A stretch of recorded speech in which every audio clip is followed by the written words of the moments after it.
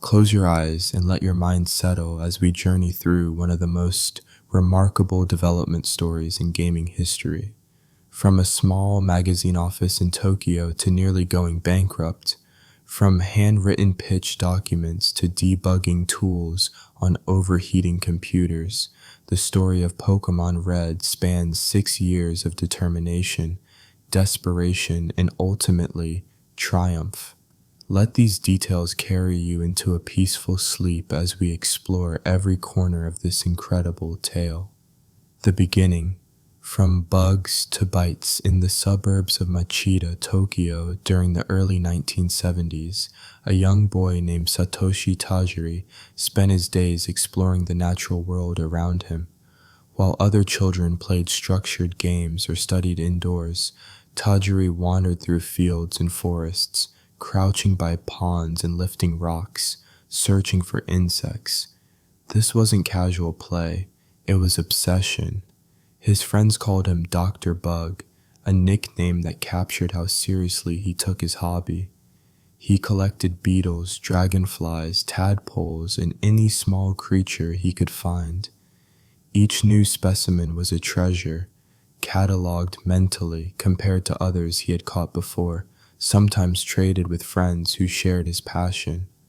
But as Tajiri grew older, urbanization crept across the landscape.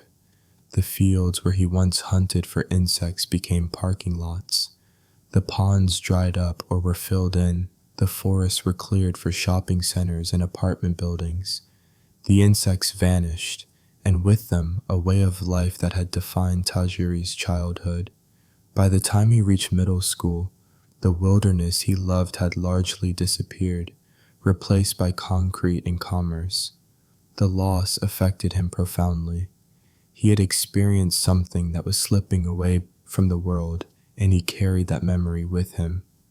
As the insects disappeared, Tajiri discovered a new obsession: arcade games. The flashing screens and electronic sounds drew him in with the same intensity that bug collecting once had.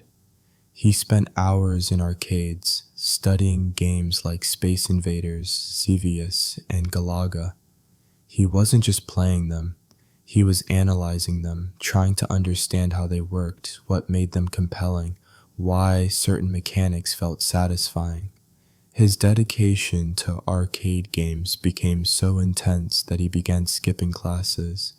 His grades suffered badly, and according to later interviews, he struggled significantly in school. His parents grew increasingly worried that their son was wasting his life on what they saw as a meaningless distraction. But Tajiri saw something his parents could not. He saw potential. Between 1981 and 1983, while still a teenager, he started a small fanzine called Game Freak. It was entirely handmade, written by hand, stapled together, and distributed to a tiny audience of fellow gaming enthusiasts. The magazine focused on arcade games, offering tips, tricks, strategies for high scores, and coverage of new releases. It wasn't glamorous or professional, but it found its audience. The most successful issue, which detailed strategies for getting a high score in Xevious, sold more than 10,000 copies. For a handmade magazine produced by a teenager, that was remarkable. Among the readers was an artist named Ken Sugimori, who saw the magazine at a small shop and was impressed by its passion and depth. He reached out to Tajiri, and the two formed a friendship that would shape both of their futures. Sugimori began providing illustrations for the magazine, bringing a visual element that enhanced its appeal. As more contributors joined, the fanzine grew into something more substantial. But creating a magazine about games wasn't enough for Tajiri anymore. He wanted to make games himself. In 1989, after years of writing about games and studying how they worked, Tajiri and Sugimori transformed Game Freak from a magazine into an actual game development company. They released their first title, Mendel Palace, known as Quinty in Japan, for the Nintendo Entertainment System. It was a modest puzzle game, nothing groundbreaking, but it proved that they could complete a project and ship a commercial product. More importantly, it caught the attention of Nintendo, specifically a designer named Shigeru Miyamoto, who saw potential in these young developers. That same year, Square released a Final Fantasy Legend for the Game Boy, a game that would prove influential to Tajiri's thinking. Most developers viewed the Game Boy as suitable only for simple action or puzzle games, but Final Fantasy Legend demonstrated that role-playing games could work on the portable system. This realization would shape Tajiri's approach when he began conceptualizing what would become Pokémon. The spark that would eventually become Pokémon came from an unlikely source. In 1989, around the same time Game Freak was becoming a development studio, Tajiri saw something that changed everything. Two Game Boy systems connected by a link cable with data flowing between them. The image stuck in his mind. He envisioned insects crawling through the cable from one system to another, trading, moving, living in some digital space between two devices. It merged his two great loves, insect collecting from his childhood and the electronic worlds of video games. The concept began to take shape in his imagination. A game where players collected creatures, where rarity and discovery mattered, where trading with friends was not just a feature, but the core of the entire experience. Initially, the concept was called Capsule Monsters, inspired by gashapon vending machines popular in Japan. These machines dispensed small plastic capsules containing toys or figures. You inserted a coin, turned a crank, and out came a capsule. You never quite knew what was inside until you opened it. That thrill of mystery, that element of chance was something Tajiri wanted to capture. The creatures would be stored in capsules, collected like the insects of his youth, but now in digital form.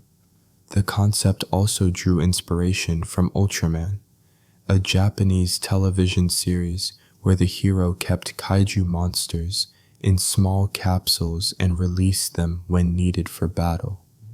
The pitch and partnership. In 1990, Satoshi Tajiri gathered his ideas and put together a pitch document for Nintendo. This wasn't a polished presentation by modern standards.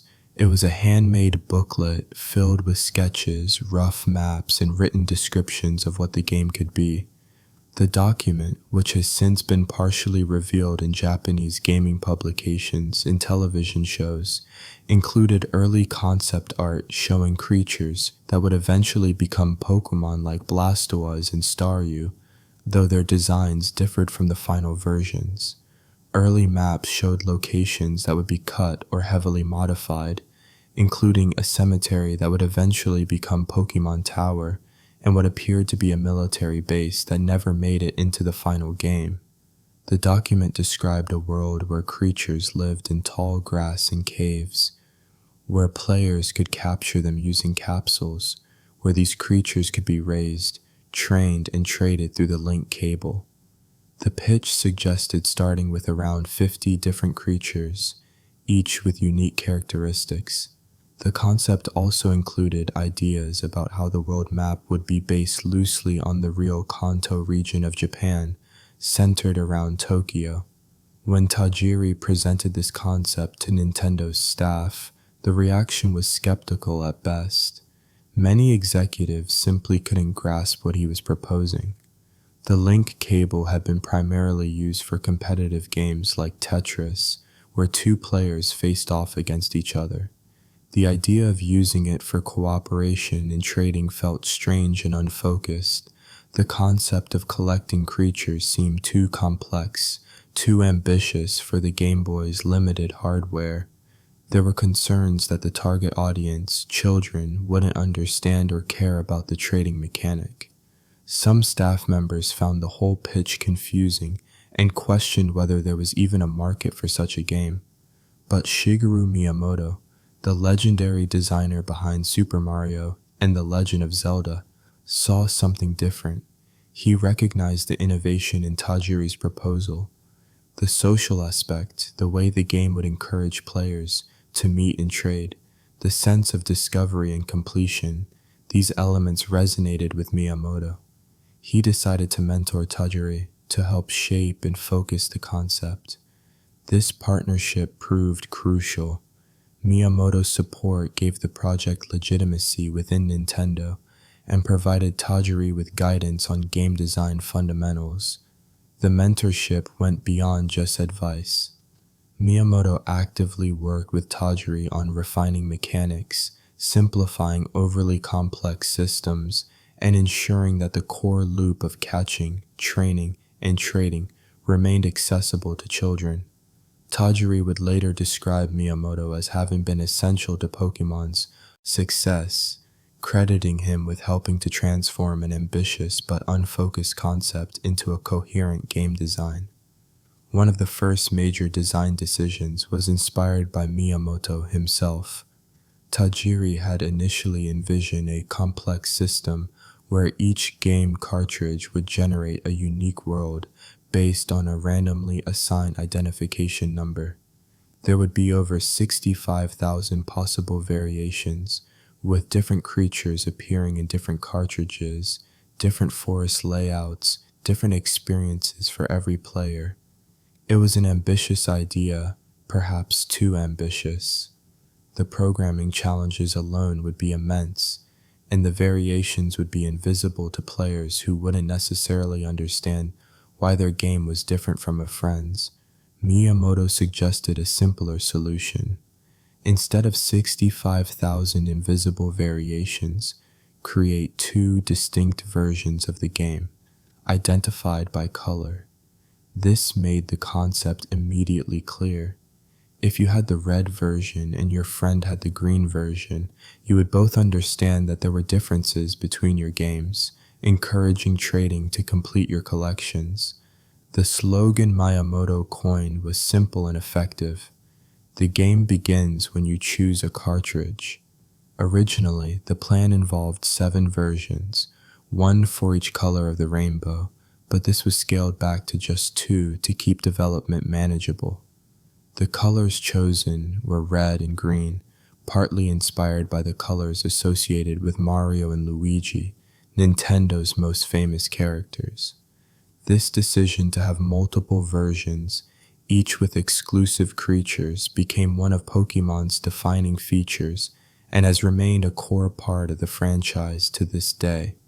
As development began in earnest in 1990, the scope of the project started to expand.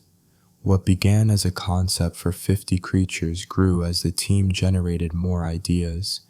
New types were added, evolution mechanics were developed, the move system became more complex. Tajiri and his small team at Game Freak were creating something far more ambitious than their original pitch suggested. But ambition and resources are not the same thing, and Game Freak was about to face challenges that would nearly destroy the company before Pokémon ever saw release. Financial struggles and development held Game Freak in 1990 was not a wealthy company. The success of Quinty had given them credibility, but it hadn't made them rich. When development of Pokémon began, the team was small, resources were limited, and the budget was tight. What none of them fully realized at the time was that this project would take not months, but years. As the first year stretched into the second, and the second into the third, the financial situation became increasingly desperate. The company ran out of money. Paychecks became irregular, then stopped entirely. Staff members who had joined with enthusiasm found themselves working long hours with no compensation. 5 employees left the company, unable to continue without income. Those who remained did so out of loyalty and belief in the project, but even loyalty has limits when bills need to be paid. Satoshi Tajiri, as the company president and the driving force behind Pokémon, felt personally responsible for his staff. He stopped paying himself entirely, instead living off his father's income. He moved back in with his parents to reduce expenses, Every bit of money that came into the company went to keeping the remaining staff fed and the office lights on. But even that wasn't enough. To keep Game Freak from going bankrupt, Tajiri took on freelance writing jobs, returning to his roots in game journalism. He wrote articles about video games for various publications, working late into the night after spending his days on Pokémon development. Junichi Masuda, who was handling both programming and music composition for the game, also took on side work. The passion that drove them was genuine, but passion alone doesn't pay rent or buy equipment. The situation was so dire that Tajiri seriously considered shutting down Game Freak entirely. The identity of the company was tied to his own identity. Game Freak had been his nickname since his teenage years, and the company carried that name forward. To close it down felt like erasing a part of himself. He discussed merging with Creatures Inc., a company founded by Tsunekazu Ishihara, who had become involved with the project as a producer. But even that solution felt like giving up something essential. What kept the company alive, barely, were side projects assigned by Nintendo. When it became clear that Game Freak couldn't sustain itself on Pokémon's development alone, Gunpei Yokoi stepped in to help. Yokoi was one of Nintendo's most important figures, the inventor of the Game Boy itself, and the designer behind classics like the Game & Watch series. He had been introduced to Tajiri by Miyamoto, and he saw value in keeping Game Freak operational. He assigned Game Freak to work on other Nintendo properties. The first was Yoshi, a puzzle game for the NES that became unexpectedly popular, selling 500,000 copies on its first day. That success provided a much-needed financial boost. Over the 6-year development of Pokémon, Game Freak released 6 different games. Each project served dual purposes, generating income to keep the company afloat and providing the team with experience that would improve Pokémon when they returned to it. But these side projects also meant that Pokémon development was repeatedly put on hold. Months would pass with little to no progress on the game.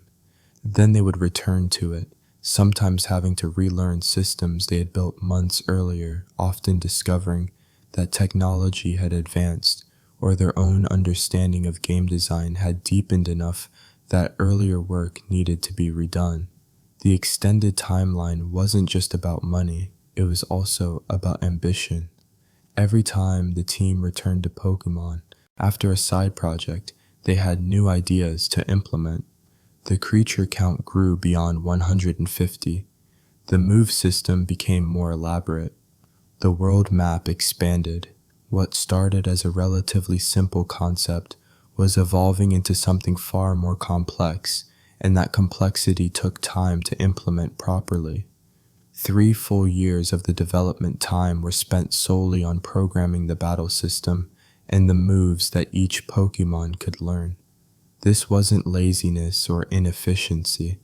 It was the reality of a small team tackling an enormously ambitious project with extremely limited resources. Investment from Creatures Inc. eventually provided the stability needed to see the project through to completion.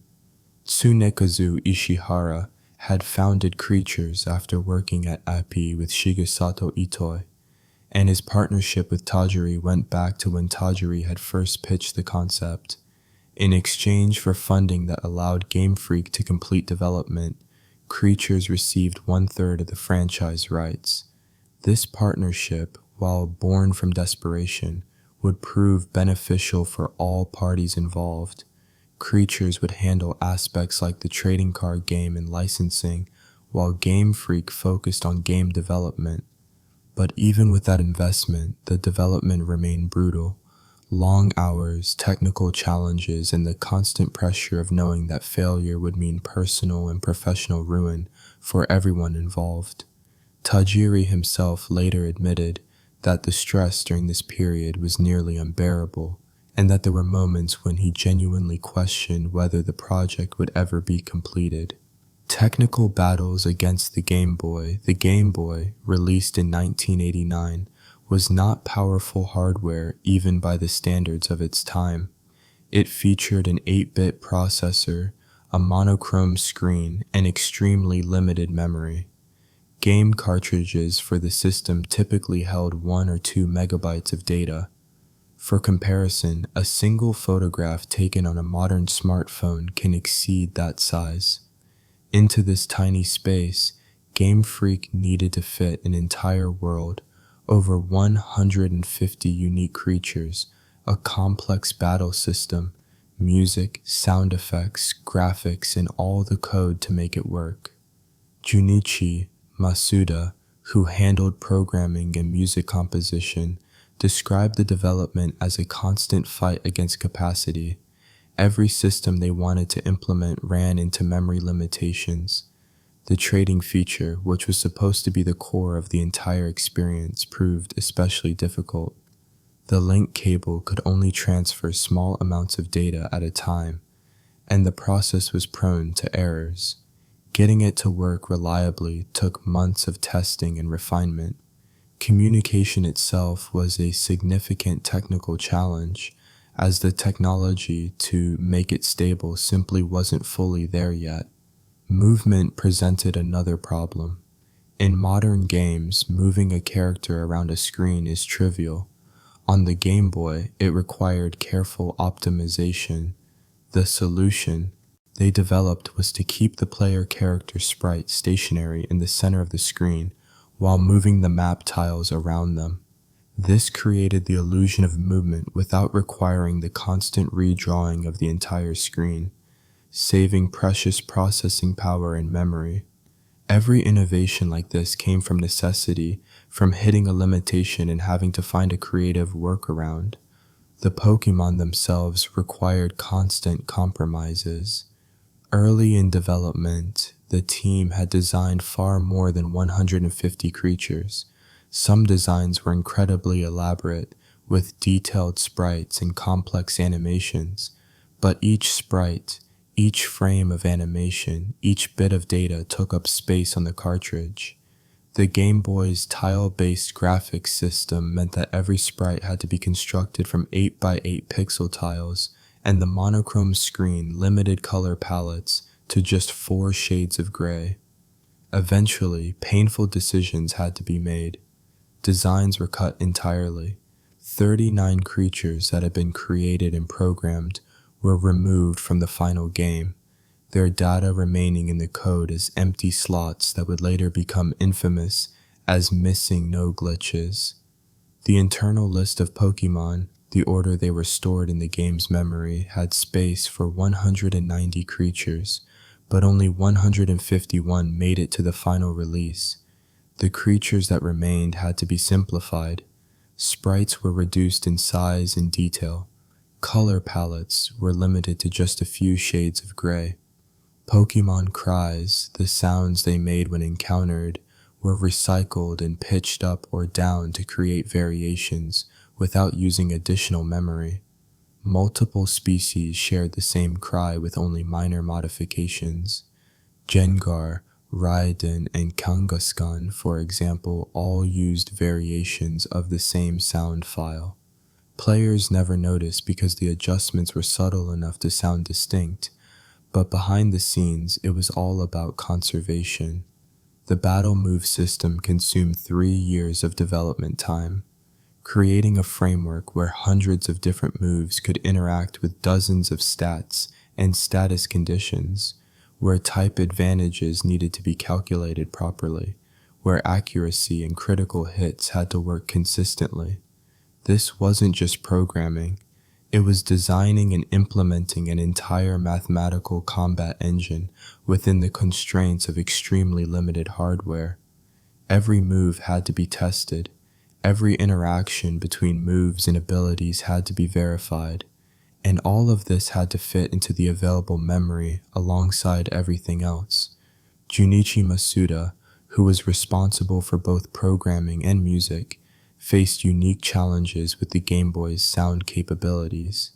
The system had only 4 sound channels to work with, 2 pulse wave channels for melody, 1 wave channel for custom waveforms, and 1 noise channel for percussion and sound effects. Masuda had to compose music that would loop endlessly during battles without becoming annoying, create memorable melodies for different towns and routes, and generate over 150 unique Pokémon cries, all using this limited audio hardware. He composed the music at home on a Commodore Amiga computer, then converted it to Game Boy format using a program he had written himself. The opening battle theme, which has become one of the most recognizable pieces of video game music ever created, was intentionally written using white noise to imitate a snare drum and give the feeling of marching into battle. Masuda later revealed that the computers used for development would regularly overheat during the process. When one computer overheated, he would switch to another, working in rotation to keep progress moving. If not for his diligence in constantly swapping between machines, the project might have suffered catastrophic data loss. Modern game development has automated backup systems and cloud storage. In 1990 to 1995, losing data meant losing months of work, and hardware failures were a genuine threat. The localization from Japanese to English created an entirely new set of problems. Japanese characters, particularly kanji, allow for long expressions within small character counts. English words and sentences require more space. When it came time to prepare the game for international release, the localization team discovered that there simply wasn't room for English text. Pokémon names had to be shortened. Dialogue had to be rewritten to be more concise. Even the name entry screen had to be redesigned because the English alphabet required a different layout than the Japanese character system. This memory limitation extended to every aspect of the game. Town tiles were reused between locations with only color palette swaps to create visual variety. Buildings shared the same basic structures. The famous bicycle item existed partly because allowing the player to run freely would have required additional programming that couldn't fit.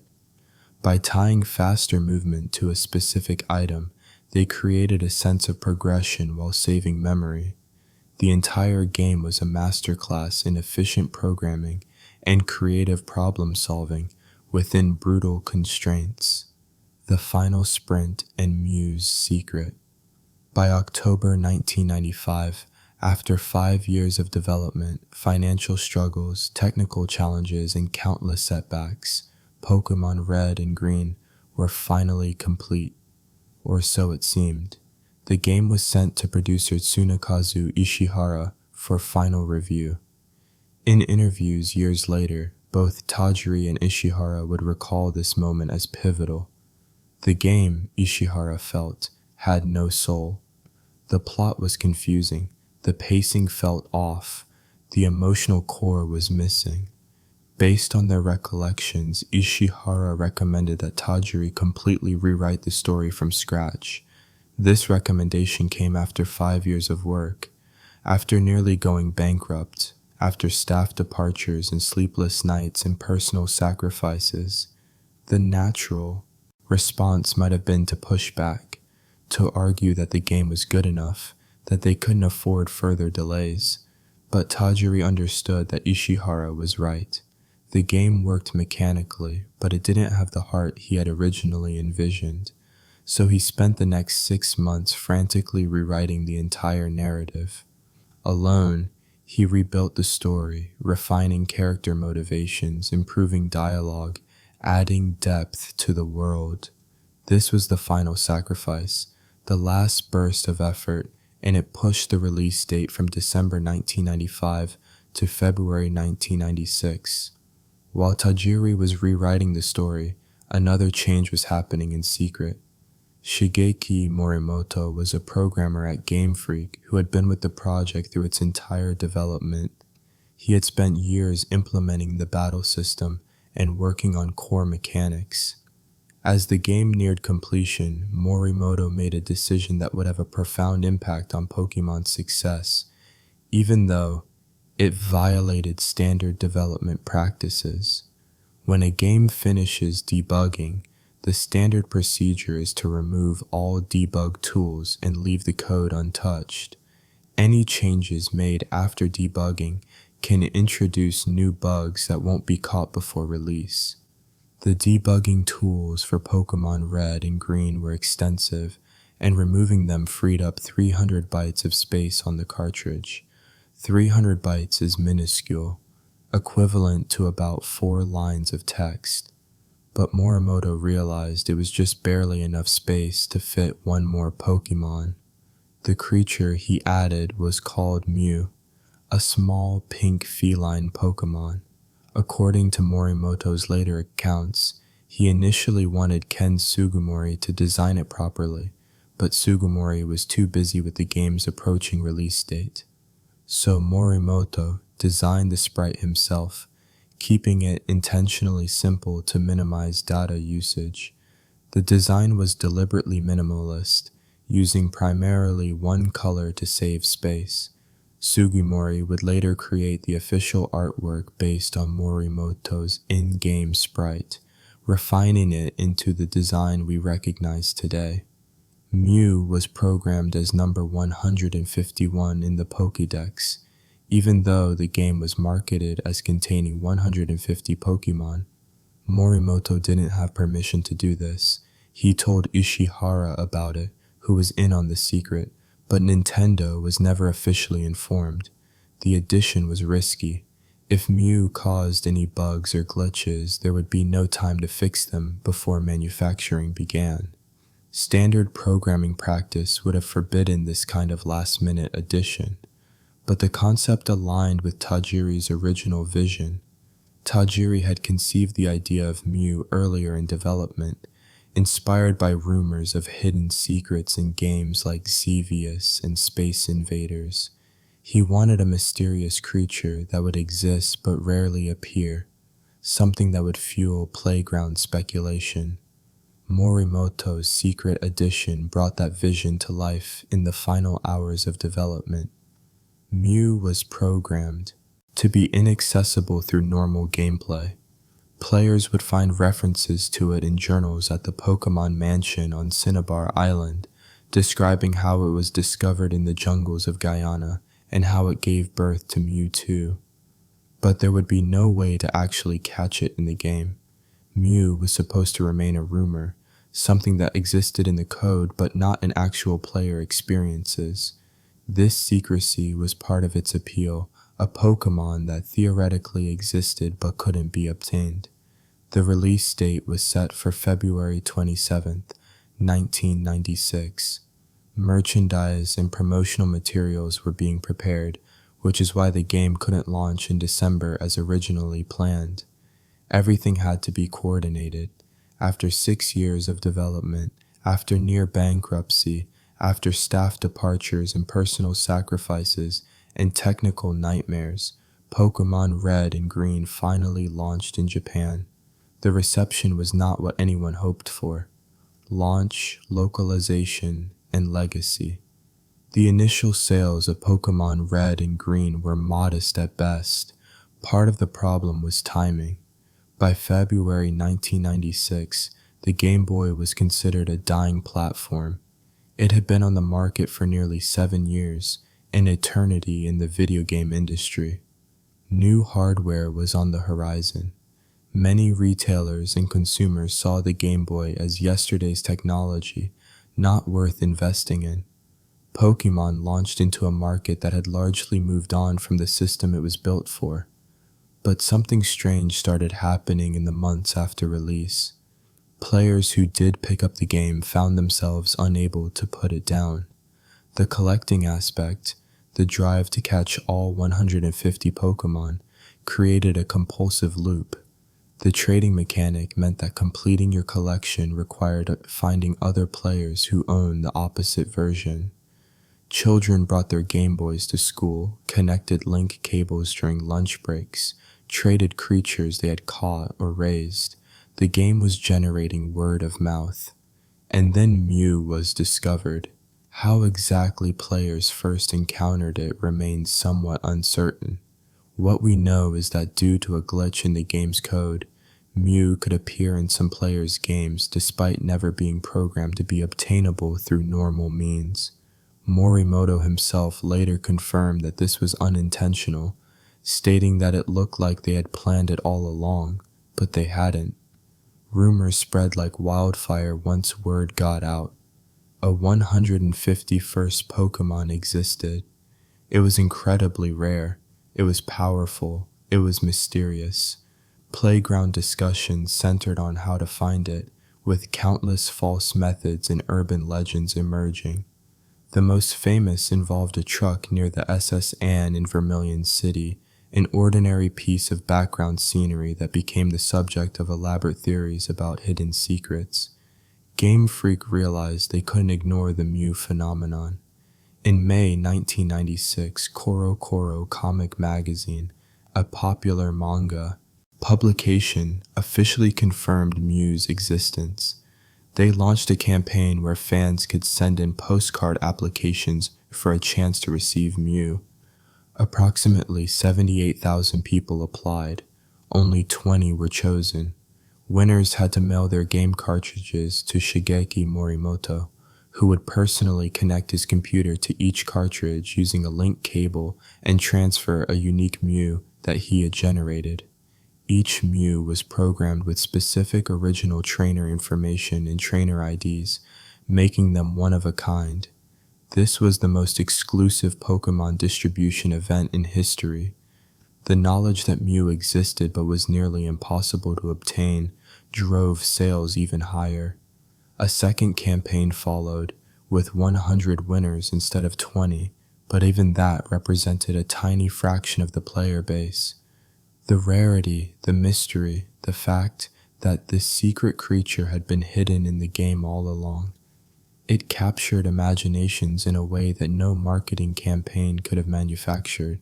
By 1997, Pokémon Red and Green, along with the enhanced blue version that was released later, had sold over 7 million copies in Japan.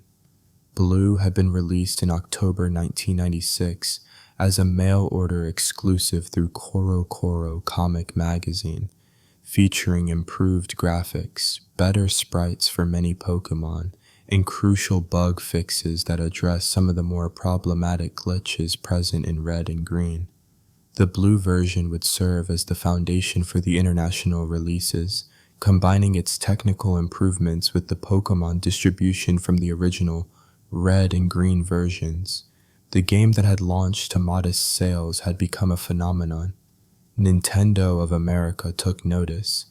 They decided to bring Pokémon to Western markets, but this required extensive work. The localization process took 2.5 years. The memory problems that had plagued the Japanese version became even more severe when dealing with English text. Every line of dialogue had to be not just translated, but condensed to fit within the available space. Pokémon names were carefully chosen, balancing recognition with the character limits. The English versions, released as Pokémon Red and Blue in North America in September 1998, were actually hybrid versions. They used the improved graphics and bug fixes from the Japanese Blue version, but kept the creature distribution from Red and Green. Western localization teams initially suggested redesigning the creatures to make them less cute and more aggressive, believing that American audiences wouldn't respond well to the Japanese aesthetic. Hiroshi Yamauchi, then president of Nintendo, refused. He saw the potential challenge in keeping the original designs as exactly that, a challenge worth facing. His instinct proved correct. When Pokémon Red and Blue released in North America, they became an immediate sensation. Within 2 weeks, they had sold 200,000 copies. By the end of 1998, 4 million copies had been sold in the United States alone. Europe received the games in October 1999. nearly 4 years after the original Japanese release. By that point, the anime series had already begun airing internationally, creating massive anticipation. 2 million units were shipped across Europe for the launch, with the United Kingdom alone receiving 500,000 copies. Pokémon Yellow, an enhanced version based on the anime series, became the fastest-selling Pokémon game in the UK, earning double platinum status. The franchise became something far beyond a video game. Trading cards were released and became their own phenomenon, causing such disruption in schools that many banned them entirely. Children fought over rare holographic cards. Cards were stolen from backpacks. Playground trading became so intense that teachers couldn't maintain classroom focus. The Charizard card, in particular, became legendary for its rarity and value. What had started as a complementary product to the video games became a cultural force of its own, with some schools across North America and Europe implementing outright bans on Pokémon cards by the late 1990s. An anime series premiered in Japan in 1997 and internationally in 1998. The anime's protagonist was named Satoshi in the Japanese version, a direct reference to Satoshi Tajiri himself, while the English localization renamed him Ash Ketchum. The first Pokémon movie, Mewtwo Strikes Back, was such a cultural event in Japan that schools reported lower attendance on its opening day. By 2000, the Pokémon video games and trading card game had generated combined revenue of over $4 billion in Japan alone.